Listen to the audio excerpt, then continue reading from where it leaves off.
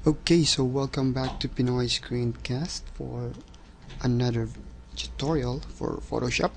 And recently, I had this tutorial na tinuro ko about sa Refine Edge. And unfortunately, hindi ko na pakita ng mas detailed yung kung paano yung process ng Refine Edge. And that helps kasi dun sa mga fine detail ng mga, for example, hair strands and yung mga places na hindi nagaan na kaya ng selection tool or pen tool, mga ganun. And in this video, I have here the original scene or photo para as a reference, and ito yung magiging output niya, yung final edited photo. So as you can see, nakuha natin yung detail ng hair and yung mga pino. So if you would think kung sa pen tool yan, hindi mo kukuha siya ng pen tool or even lasso. So kasi meron siya mga strands na like 1 pixels or kung ano mga detail ng hair na meron siya. So there are many ways to achieve this kind of output. So, isa na doon is yung using the Refine Edge. But, for example, also this one, this is a green screen. So, we can also use the color range na tinatawag for color sampling. And you can use that para i-detect yung color green, and then when you click that, mabubura na yung color green. But, in this tutorial, ipapakita ko is yung Refine Edge technique. Pero, I'll give a brief review about doon sa color range. Okay?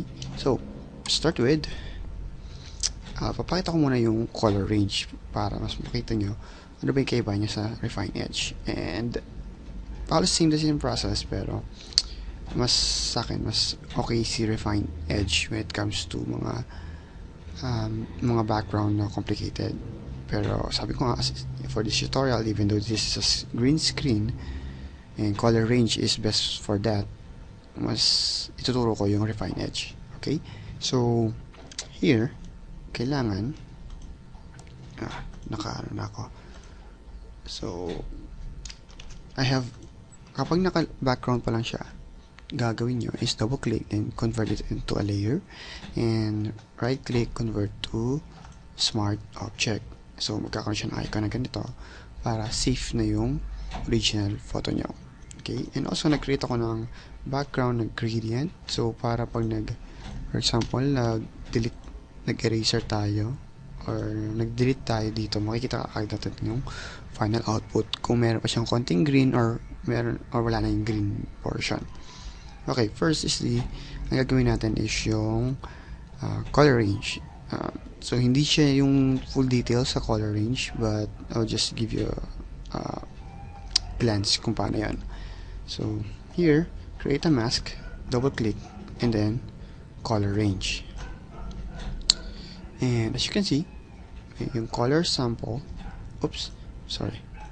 Before natin gawin yan na pag color range is kailangan yung color green is maging matalas or mas bright.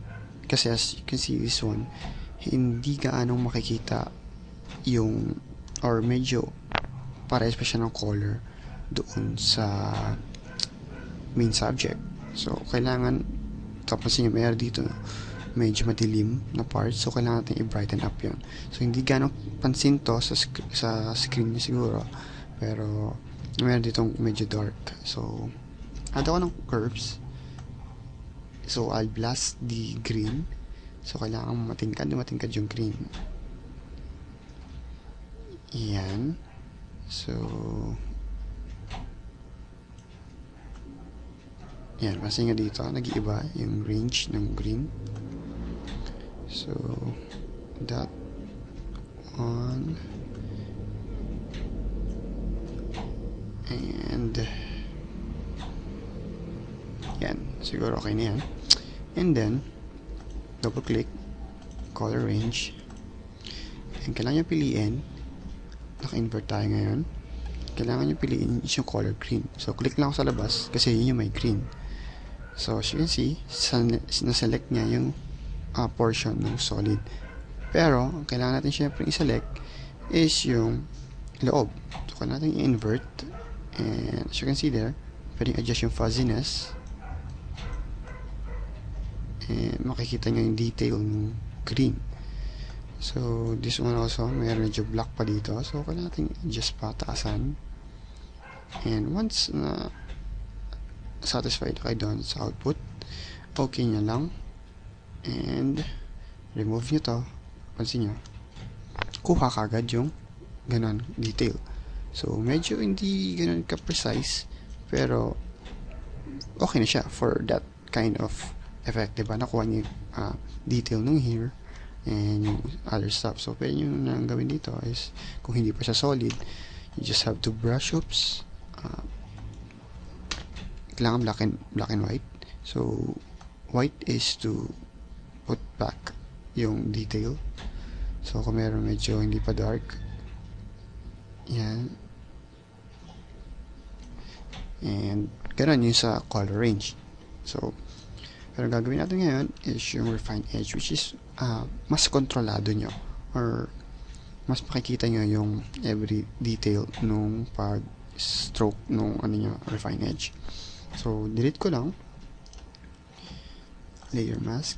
So tanggalin ko lang to, and yung curves burahin ko na, or actually pwede ko pang gamitin to. Yan, so I'll blast that, and again here gagamitin natin is yung quick selection, sample all layers, and select yung quick selection tool.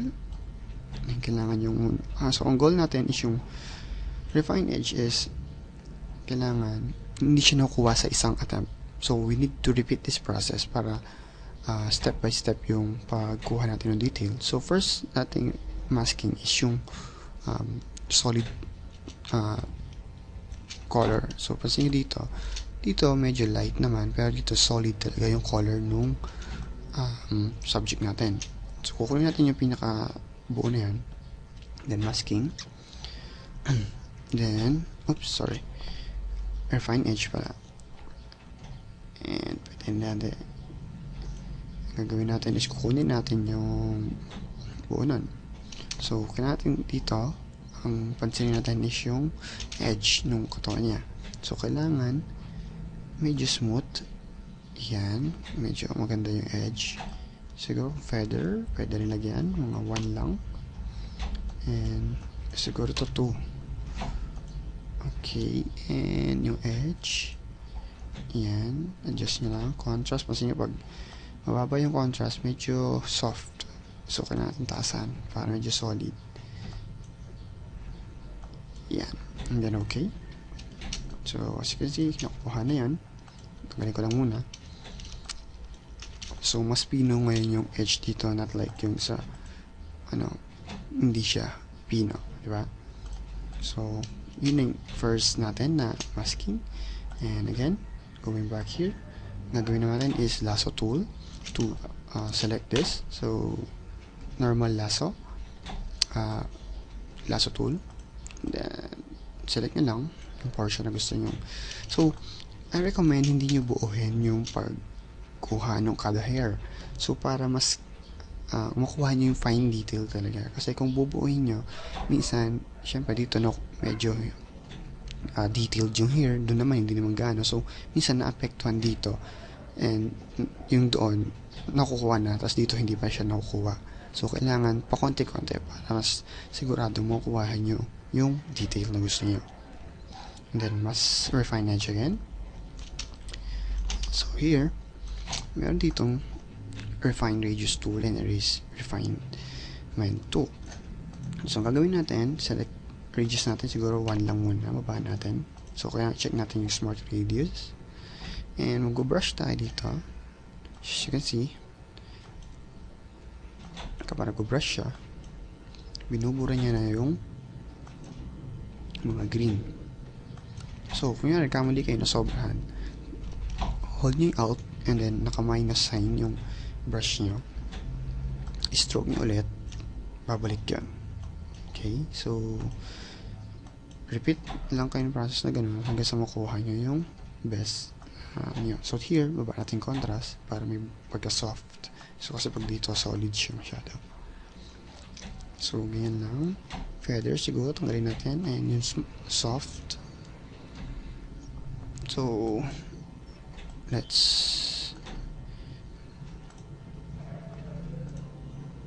yan. So, pansin nyo, nakuha na yung nung softness ng hair niya. And then, okay. And, pansin nyo, ito yung nakuha niya. But, here, mamaya natin i-edit yung solid nito. Balik pa tayo sa next natin. Lasso. Select natin hanggang dito. And, refine edge. And brush, stroke.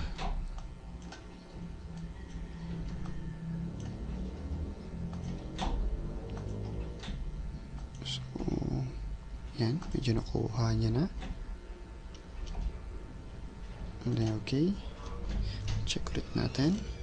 So, yan. Kaya natin adjust talaga mamaya yung solid color natin na body.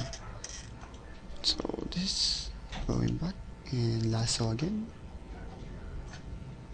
Refine edge. And, oops. This one.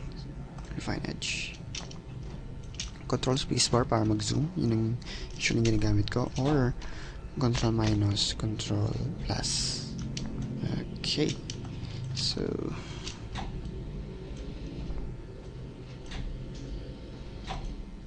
as you can see, kuha niya na dito. And okay natin.